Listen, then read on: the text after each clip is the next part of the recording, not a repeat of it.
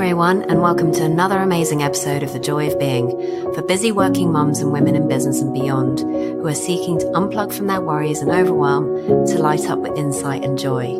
I, your host, mum, and effortless lifestyle coach Marina Pearson, talk to transformational professionals, business owners, and creatives about what it really takes to have a business and life you can truly enjoy. If you enjoyed the show or had any questions, why not connect with me on Instagram at Marina Pearson? Look out for the show's meme and make a comment there, or just click on my story and ask me a question. Alternatively, you can find me on the Joy of Being Facebook group. And if you would like a more personalized touch to live a stress-free life, then why not find out more about the Joy of Being retreat, an intimate 4-day profound experience at a luxury venue in Javier, Spain, where you get to experience your inner calm and peace of mind by slowing down and making space. To find out more, email me at marina@marinapearson.com with the Joy of Being retreat in the title. So on today's show, I have the incredible Gemma Stow. Gemma is the founder of the F Movement, empowering ambitious women to stop hiding, believe in themselves, and run unstoppable businesses. Gemma started her career as a probation officer and spent 8 years working with vulnerable and dangerous individuals. She loved this role as it matched her core beliefs that everybody has potential and everybody can change. After having her first child, though, Gemma experienced postnatal depression, and she had a tough time and knew that she needed to find work that would fit in and be more flexible around her children. Her passion has always been to support others to unlock their potential, truly believing that everyone has their own unique gift to share with the world. Now, what I love about Gemma is her capacity to hit fear straight on. But not only that, she also is really aware enough to know where she's limiting herself. So today we talked about fear, how to actually move through it, what it's all about, and how to challenge those beliefs that you have that stop you from making those bold, brash decisions. Now, we spoke about her journey with fear, but we also talked about how we don't need to take fear so seriously. So if you are in a position at the moment that you're stalling, that you're not making a decision because you're fearful of the outcome, then this is going to be a great episode for you. Enjoy listening. So I'm really excited. I need to find another word for excited because I always use it for every guest I have. So I'm very intrigued. Yeah, I'm very intrigued about this one. Today I have Gemma. She's, well, obviously intro, I've already shared what she's up to in the world. And when I read your bio, I was just super intrigued about your transition. And today we're talking about fierce and flow. And I was curious about what happened, like what the transition was for you from probation officer to coach. So yeah, I'm curious because obviously this is all about the joy of being and finding, and flow is a really big part of that. So yeah, welcome, Gemma. Thank you. I'm so excited to be here. It's amazing. So yeah, I just wanted to kind of share how I found my fierce, and through doing that found my flow, which is definitely a big part of feeling joy and feeling content with the world. And I guess it all started when I was a probation officer as this, independent woman, career-driven, professional, knew where I was going, in control, that kind of woman. And everything was going really well. And I thought, perfect time to start a family. And I had my beautiful daughter, Matilda, and it was such a shock to my system. And I think the biggest shock, I felt like I'd lost control. I really took a knock to my confidence. And I was trying to be somebody who it didn't feel right. People were telling me what I should do. And I'd never been in that situation. It was almost like I was backed into a corner with doing something that was really different and a real challenge, but something I couldn't walk away from because obviously becoming a mum, I've got this beautiful baby who needs me. And I did experience postnatal depression, and it was a very tough time and in a dark place. I got the support I needed, which was amazing. And I'm so grateful for that. But what came from that really was that instead of feeling like I should be someone else and that I should be this mum who then, does everything for the family, stays at home, all this kind of pressure on me to be somebody else, I decided to look for what really lights me up. And it was working. And I decided not to go back to probation. I decided I wanted to work for myself and have that freedom and flexibility so I could be with my family, and work when I needed to as well. So I set up a business from scratch. It was a big challenge. And I remember meeting an estate agent looking at property, and I had Matilda on my chest in a carrier, and she was like 4 months old. And he was like, "You're starting a business?" I'm like, "Yeah, of course. What's wrong with that, right?" Perfect time to do it when you've just had a baby. But it was for me, and it kind of, I found myself again. I realised what it was that I needed, and it was to help other people and work. Because working, people who know me would call me a workaholic. But, working's in my blood as long as I'm doing work that I love. And that's the most important thing. So, yeah, I set up a business which worked with young people with challenging behaviour. So it was kind of a progression from probation.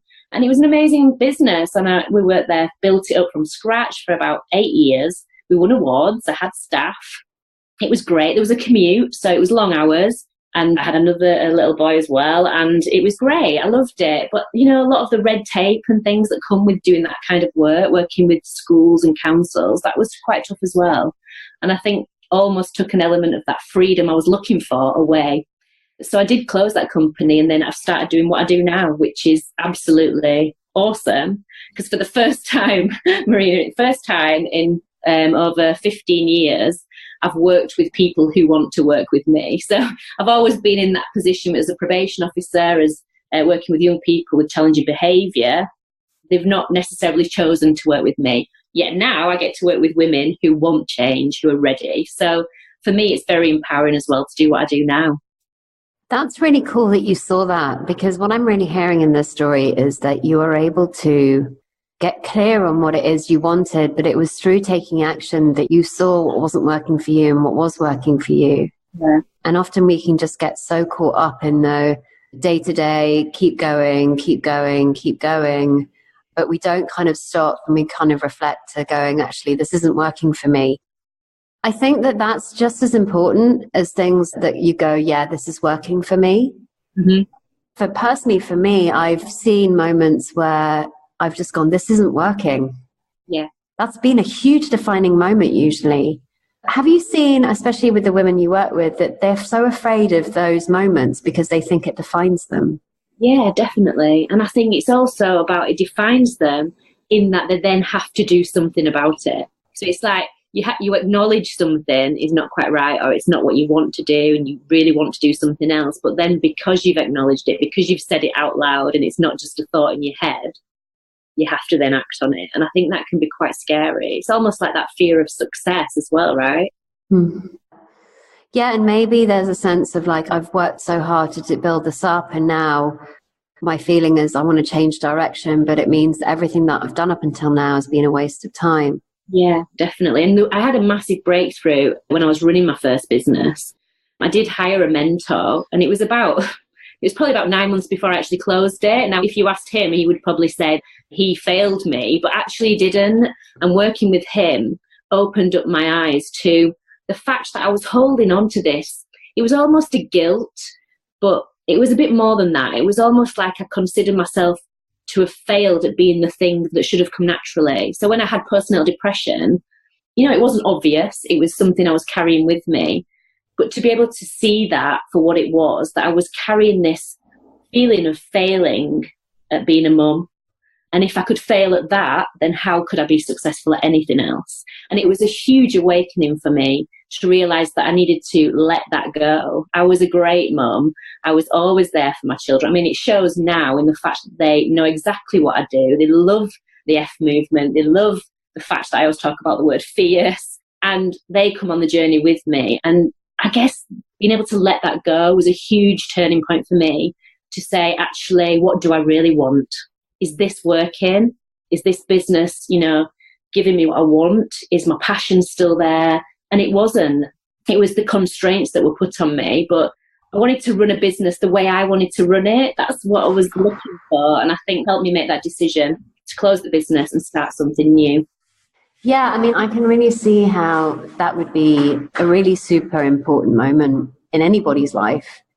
But so often we can get so caught up in this is how I'm going to keep doing it. This is how I'm going to keep doing it and make this, it's going to happen. It's going to happen. It's going to happen. It's going to happen. At what point do you just decide that that's enough? Because it seems to me that often we can keep going at something, but it's so tirelessly not happening.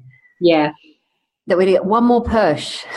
Yeah, totally. I've been there. I get that one more push feeling. And for me, the biggest, almost light bulb was living in indecision is the hardest place to be.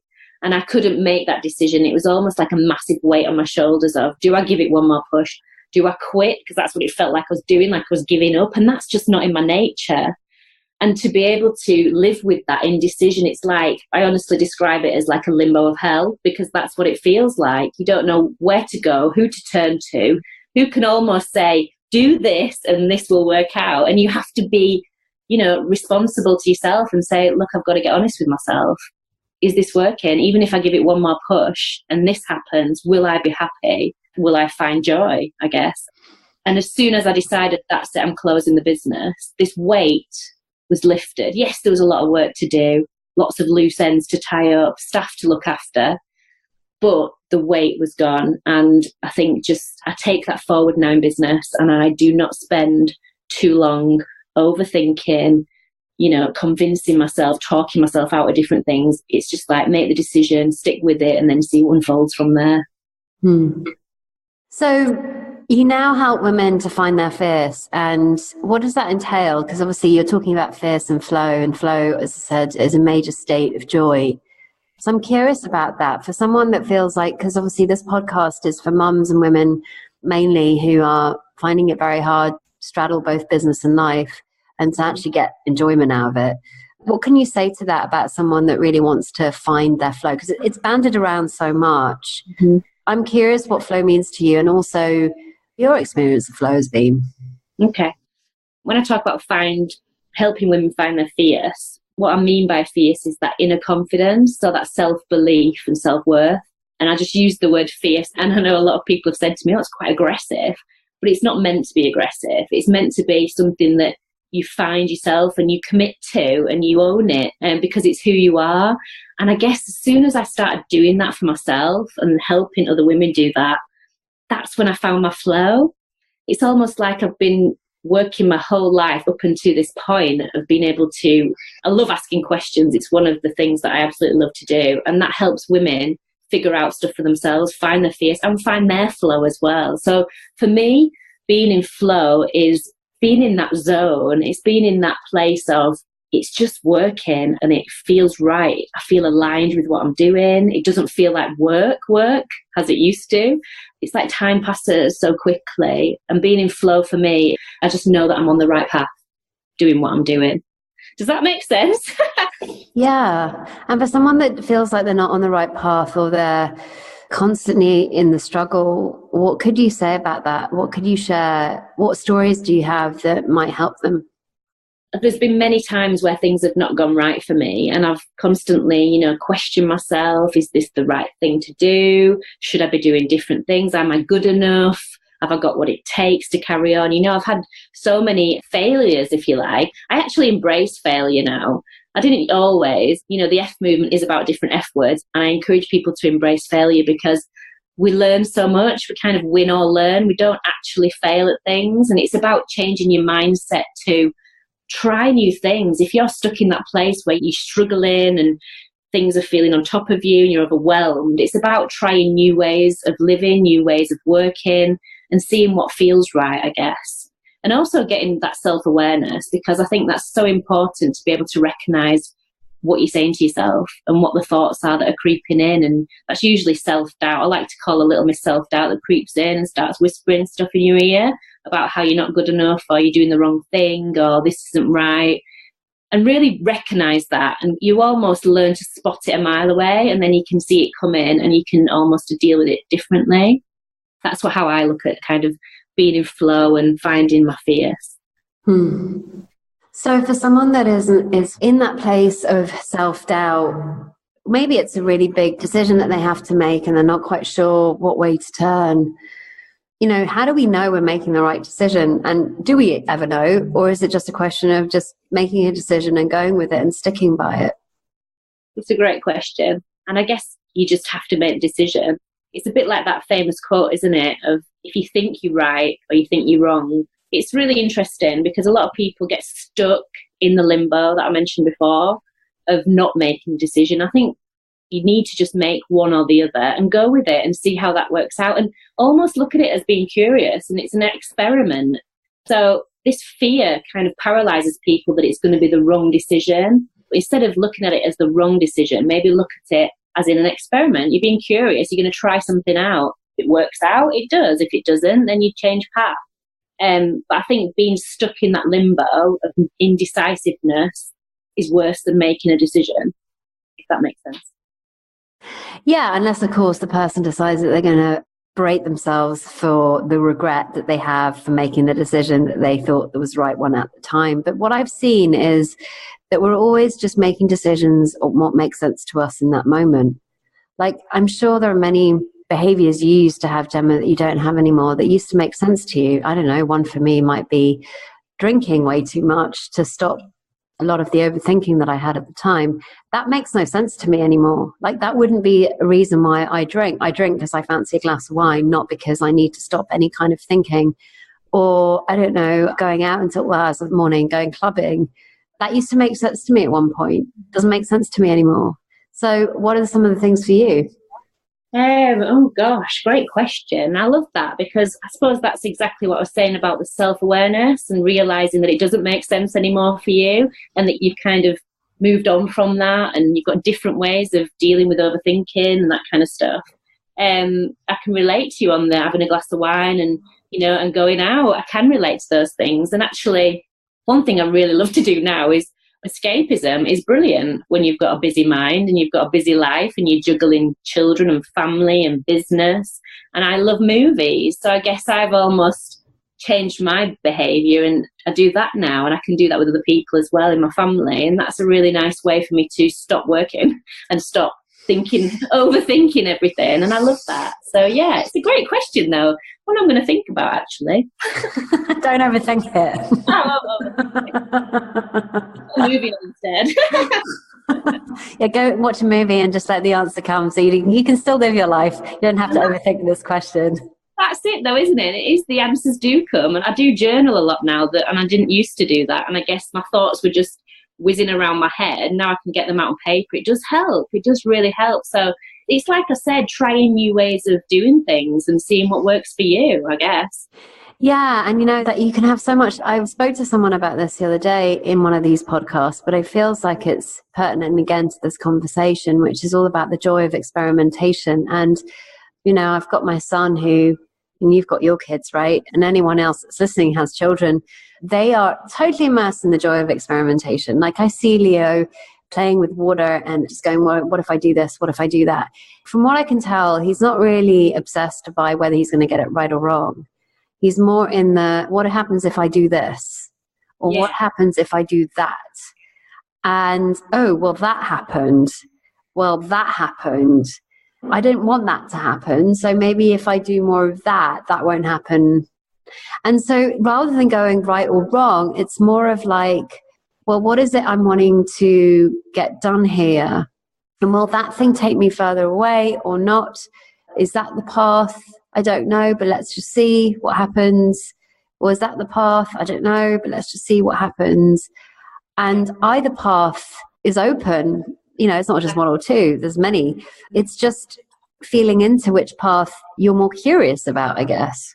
Definitely. I love that. I love that analogy as well, using the children, because it's so true. They don't focus on right and wrong. Whereas we do, it's like the what ifs, all the negative what ifs, instead of looking at, well, what if this is the right thing to do? What if this is my path? What if this is going to light me up and I'm going to love it and lead to something else extraordinary? And I think with children as well, just with that analogy, they would never have regret either, whether they try. It's an experiment. So they would try different things and they wouldn't think, oh, well, they would have learned from it. They won't regret that they chose that, because they would never have learned, right? So I guess regret is an interesting thing that you mentioned before, because it's how we decide we choose to feel and owning those decisions we make, I guess. When I was younger, I had chemistry, right? And we used to do hypotheses, and then we'd have the conclusion was this is our hypothesis, and this is actually how it really turned out. Yeah, like if I put this chemical with this chemical, it turns green. Well, no, it didn't actually. It turned red. But how did that happen? oh, okay, because we mixed too much of that one with this one. Fine. Well, what if we do it this way? Oh, okay, well, it turned green. Great. So now we know this. So my sense of this is that there's no emotional involvement. It's just almost like an observer watching what's going on in that. Oh, that's interesting. Oh, that didn't quite work. Okay, well, what if we did this?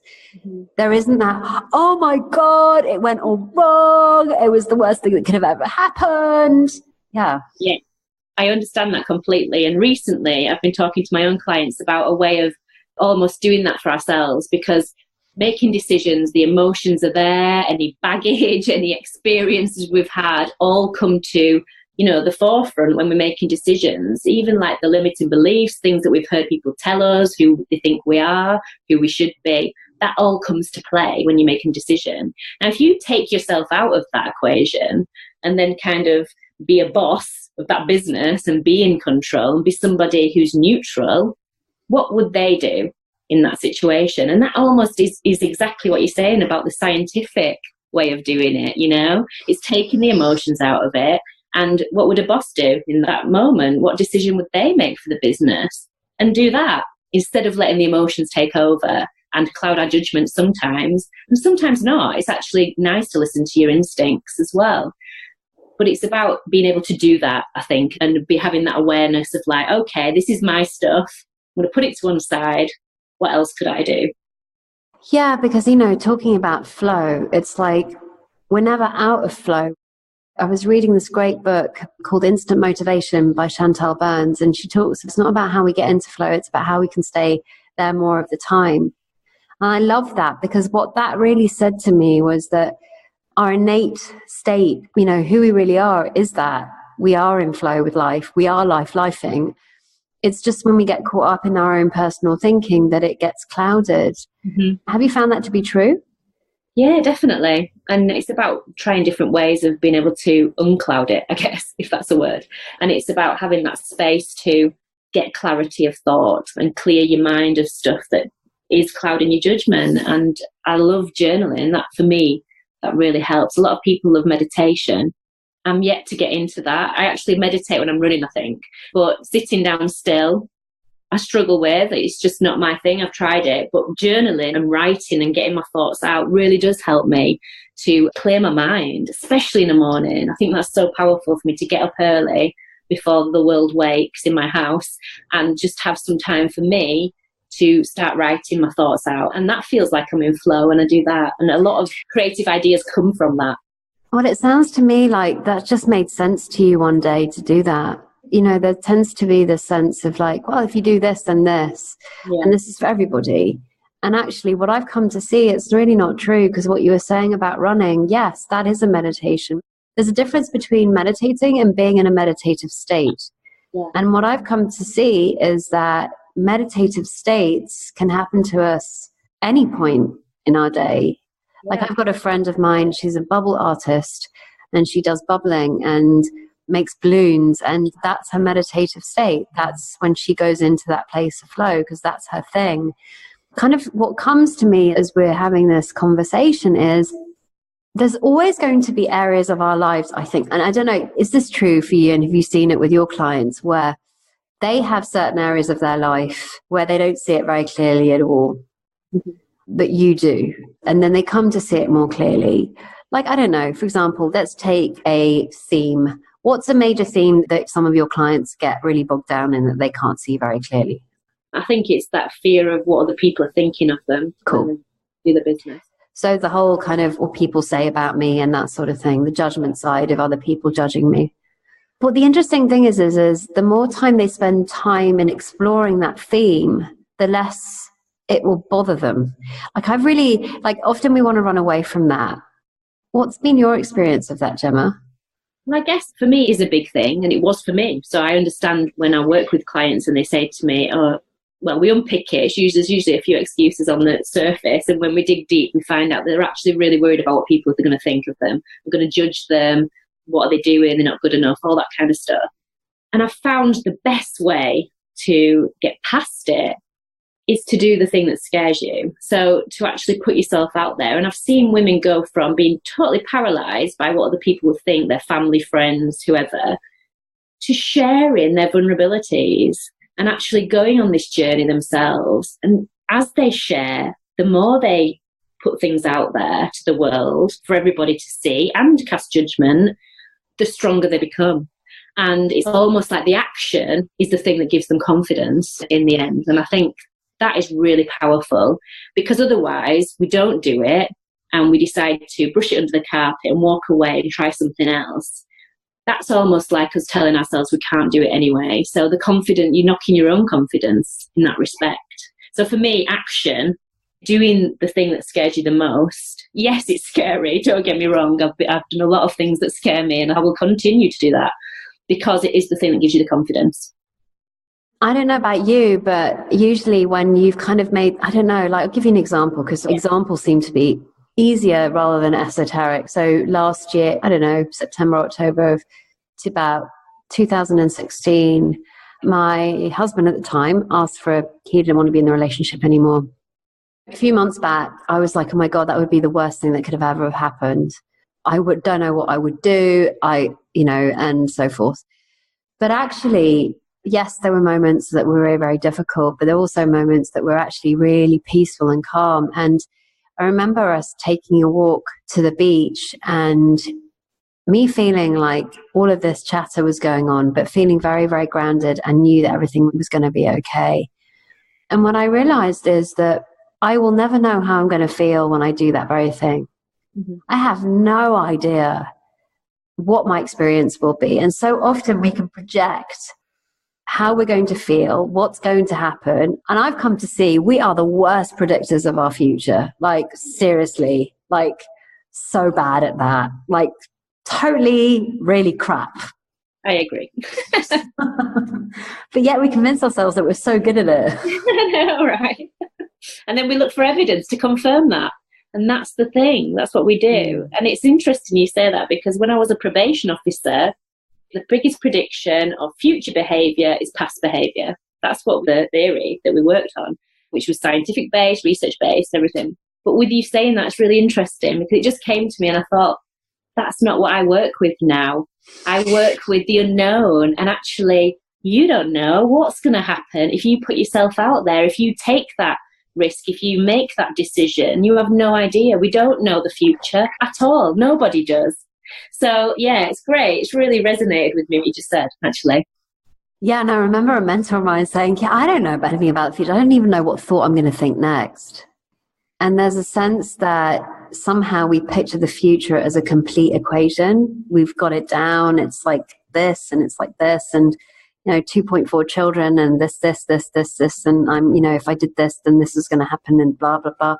And actually we don't know, because we haven't had the insights yet. Yes. So it's like insight is effectively what will change the course of where we go and what we do. But we're having that moment. I remember, I call it the pizza walk. We were told to, so then I was at a seminar and I was told, okay, so now I'm going to get you to, after the break, going to get you to walk into a shop, definitely doesn't sell pizza, and ask for it. And I felt my hands go clammy, sweaty, going, no fucking way am I doing that. No way. No way. Images of how people will look at me and how awful it was going to be. And, oh my God, like, no, I'm not doing that. And, he said, okay, so how many of you are going to do this? And there weren't very many of us that put our hands. In fact, I stood on my hands and I was like, no way. And he's like, well, how many of you actually had a physical experience? And I said, me, I had clammy hands. I was kind of beginning to sweat. And he's like, well, how many of you left the room?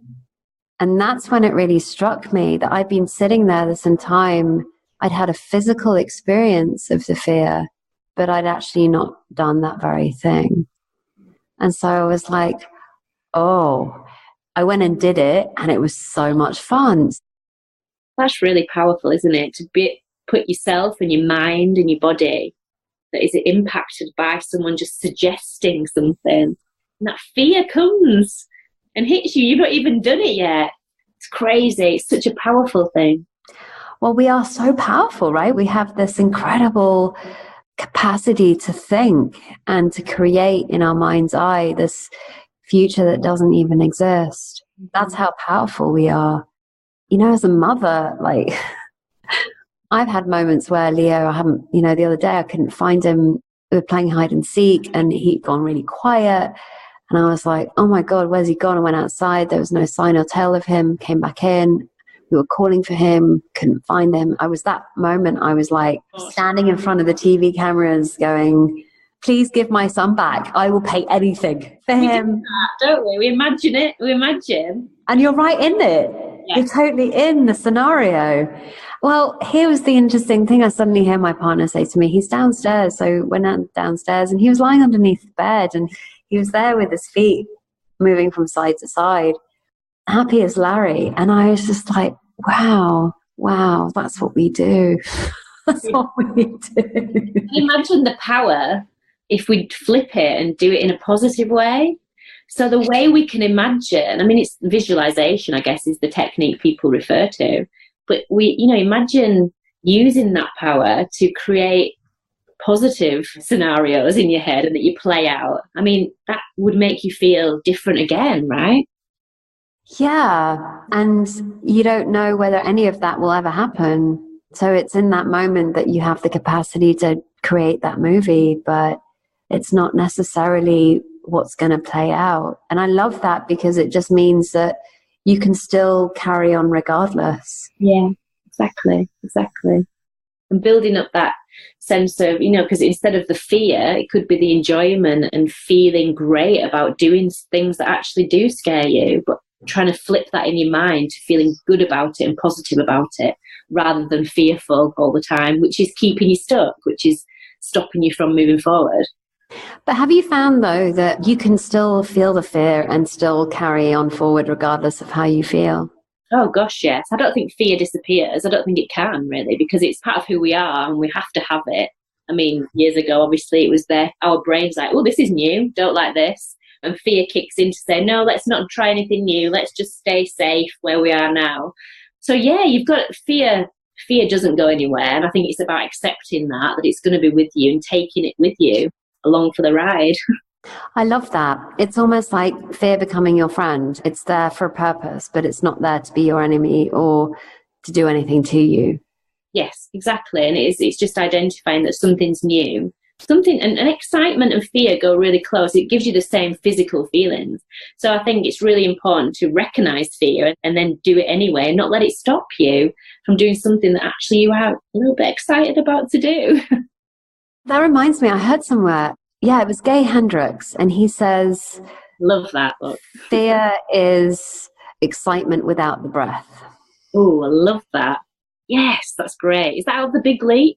That is it might be. I kind of never finished it, so it might have been in the first few chapters. I can't remember maybe it was his wife that I heard it from. Either way, I loved it because it basically means you can breathe into it and you can get excited by it. Yeah, exactly. And I think if we start thinking of it like that, we can use it to fuel us. You know, let fear wake us up, not shut us down. So if someone's kind of doubting that they're in the flow and they haven't been in flow for a while, they don't think flow is for them, they see other people in flow and they're like, I'm so kind of not in my flow. What have you come to see that this really helped your clients? I would say get them back into flow, but actually spend more time there. Okay. I think the first thing that I would normally say is, what is it that you love to do? And not a lot of people can answer that, you know, that I've worked with. So it's spending some time in that moment and trying to get into flow by just either thinking about it, writing about it, talking to somebody else about it, but somebody you trust who's not going to pass any judgment. But it's got to be, what is the thing that you could talk about all night long and bore everybody else silly, but you are so passionate about it. You've got such a strength that you want to talk and share with the world. I always say that try and get to that point. And I'm not saying that's going to be a business or it's going to be the path that you take, but it's starting that journey of what really lights you up, what you love and what you really want from this life. And I think once you start there, on that, it will open so many other ideas, opportunities, doors, just to start with it, rather than never acknowledge it and being so busy and struggling. And it's the day to day, isn't it? You know, it's like being on this hamster wheel sometimes. If you just got to get through the day, you've got to survive, and almost winging it, which I do sometimes, but, you know, with purpose. And it's like you're just keeping going. So it's about stopping that cycle and spending some time just for you, figuring that out. Because it changes as well as we grow older. What I heard in that was just take some time out for you and give yourself the time to self-reflect. I think this is such an underused resource that we have, which is that often we're so on the hamster wheel that we don't give ourselves the time to reflect on the experiment, which is this working for me? Is it not? If it's not, what am I doing? Yeah. Do I really want to do this? Well, no, not really. Or do I? Is this the vehicle I want to be doing it in? Not quite sure. Is it that I want to create an asset and I'm not creating an asset? So therefore, do I need to change the way I'm doing? So often it's so like black or white. It's like, I'm leaving this. I'm not doing that. Yeah. I was talking to a friend of mine who runs it's not a beauty parlor. In Spanish, it's called mascotetes. It's you take your dog or cat and they get pruned. What is that? I can't remember. We've got loads of them here in Spain.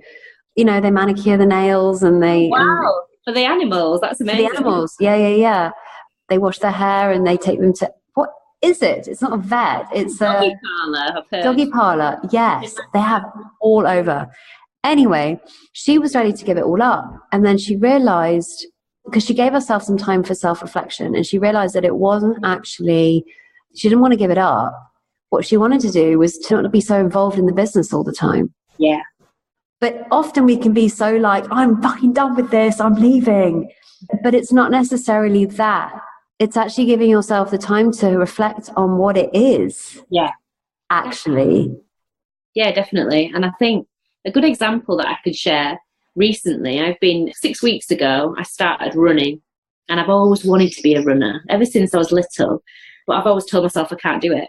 Always. And I think it stems back to school and cross country and me messing about. Oh yeah, I totally resonate with that one. Telling me that I don't take it seriously. So I've kind of thought that running is a serious business and that I can't get involved in it and I can't do it. And I found that it's so important to have targets and goals for yourself personally as well as the business. Because what I've found is, as I've done this training and I've followed a training program on week 6 now, which is awesome. And like this morning, I ran for 25 minutes non-stop. Amazing. Now, for me, that's a huge achievement, going from not believing I could do something. And I think it's about busting through those beliefs that we tell ourselves that we can't do it. And like you said about your friend who was like, I've had enough, because she was working in the business and not on it. She'd had enough, she wanted to throw it all in. And it's not necessarily, it could be just be one aspect of the business that she needs to find that needs tweaking or needs something different that will make it all fit nicely again, if that makes sense. So I guess, yeah, it's so important. And me just doing this running thing is building my confidence in other areas that I never thought it would. Well, once again, we found that fear was at play. So we found that actually what was really going on for her is that nobody does it as good as me. Nobody does it as well as me. And if I don't actually go in and help, then it will all fall apart. There's an element of her needing to trust the people that she's hired to do the jobs, right? Yeah. So it was really interesting because it is the belief here, which was the fear here, because she's had an experience where one of her women left and went to set up her own business. But that is no reflection on what's going to happen in the future. And so often we can get, well, that happened, so then it will happen again. Yeah. But what I hear in the cross-country side of this, it's exactly the same thing, right? It was stopping her from kind of going, actually, if I don't make the change, it will never change. Yeah, exactly. And just trying and just actually... And experimenting it, yeah. Experimenting and seeing if I do love it. Because I had this picture of what I wanted to be, and this strong woman running down the street on her own, time out everything. Not this big sweaty mess, which is actually what the reality. But do you know what I mean? You know, you picture it. So that's the picture that I use, because that's what I'm building up to, rather than being someone who runs for a minute and then conks out on the floor, and doesn't enjoy it and doesn't like it. And that's what I'm aiming for. And why not? Why not? Why can't that be what I have? We need to experiment and see what we love. Yeah. And there's a sense of deservingness around this too, which is I deserve that too. And why not? I deserve to have a fit and healthy body, and I deserve to experiment with this, and I just deserve, full stop. So yeah, I love that. And I love the fact that you saw that for yourself, because I so get it. Like, I used to, oh my God, cross country for me was just like this crucifix on my back at school. And it was just like, I was never good at it. I loved sprinting, right? Mm-hmm. I was a sprinter. I did 100 meters and I was good at that. When it came to like an hour of running, I was like, oh, this is so painful. And we tell ourselves we can't do things. And we do that in all parts of our life, that we can't do it. We can't do what they're doing, that comparison thing that you mentioned earlier. They can do it, but I can't do it. I'll never be able to do that. And it's the language we use is so disempowering as well. Even the language we just say in our heads to ourselves, never mind the ones that come out of our mouths. So, yeah, it's a really interesting thing to kind of spend some time, some self-reflection, and ask yourself these questions. What are the things that I think I can't do? What are the things that I would do if I knew I wouldn't fail? Ask yourself these questions and write about it and be honest with yourself. And that may change. I think there's a sense of like, those questions the answers aren't always set in stone. They can change depending on what insights you've had, where you are in the moment, and so forth and so on. But we kind of go back to do what makes the most sense to you. Common sense. Like, we all have the capacity for common sense, right? What's the next step? Well, that would make the most sense to me right now. We'll do that. Yeah, exactly. Do that. Exactly. So, Gemma, what are you giving yourself permission to do more of these days? Well, running is one thing, but also the biggest shift for me, I think, in business, I've always been, I'll do what it takes, I'll work long hours, I'll do, this and this, and I'll be everything to everybody. That has shifted for me now, and I'm more at peace, and I give permission for myself to do a few things on my business that are a priority and get good at prioritizing what's really important, not the busy stuff, the things that are going to make my business grow. And then it's okay if I don't finish the to-do list, and it's okay to switch off and be with my family, and it's okay to, not be with my family and focus on my business when it needs me, when there's a launch or something that needs that energy. And it's just, I'm giving myself permission that it's okay for me to choose what feels good, I guess. That's lovely. And when you were talking about being with your family and working, I think more of us need to give ourselves permission to do more of that more of the time. And I'm not saying that working is a bad thing, because effectively you're serving and helping other people. But I think, especially as a mum, we can often get caught up in the work, and then kind of go, actually, I'm doing this all to have more time to spend with my family. Yeah, exactly. And then you don't have the time. So for me, it's been a bit of an awakening where I almost would work, then it'd be family time. But while it was family time, I'm cleaning and tidying up and, and not being present. And being present is so important.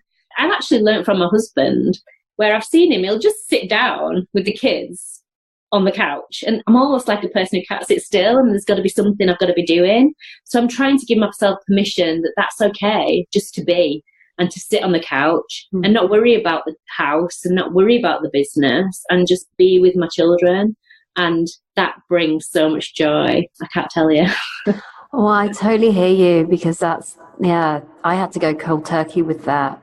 And I stopped doing anything for about 6 weeks, the beginning of this year, and came back to it, but with a very different way of being around it. So now my son comes home, because I used to think I was being present, and I wasn't. Like yesterday, I sat with him and played trains. Like in the past, like that would be so painful for me. Yeah, I understand. Sitting there and playing trains does not light me up very much. But what I've noticed is that I'm much more present. So I actually really enjoyed building the track yesterday.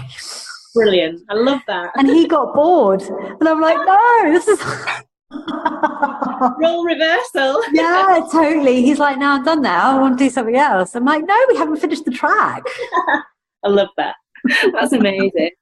Give them what they want. They're so like, mummy, I beg your attention. Now you have my attention. They're like, oh, I'm bored. I don't, it's not that great, actually. Exactly. That's the answer. That's the answer. Give the attention they need and they'll leave you alone. I'll try that later. Yeah, no. That's not what it's all about. By the way, yeah, I'm not that kind of mother. Please don't judge me. No judgment here. So, my love, it's been wonderful to have you on the show today. If someone wants to, obviously, you work with mums and women to find their fears and build unstoppable businesses. So, if they want to contact you, how can they do that? My website's got all the information, which is gemmastow.com. But I'm very present on Facebook and LinkedIn as well. So I've got a free community, which is an amazing space. And we have mini challenges where it's a platform for women to practice putting themselves out there in the business, talking about themselves, promoting really the things that kind of sometimes we don't do enough of. That's what my free community is all about. That's the F Movement, which is a group on Facebook. That's free. So come and join me there and get to know me. And I'd love to see you over there. Wonderful. Well, thank you so much, Gemma. It was such a pleasure to have you. And until the next time, bye for now. Thank you so much. And there you have it. Another wonderful episode of The Joy of Being. If you loved what you heard here today and it's been helpful, why not subscribe or share the podcast with others? And if you're curious as to how you can experience more joy in your life and feel carefree, then I invite you to download your Joy Catalyst scorecard at www.marinapearson.com/scorecard, which will help you identify the joy gaps and what you can do to fill them. And remember, you can find me on Instagram at Marina Pearson or my Facebook group, The Joy of Being. So until next week's episode, remember, you are the joy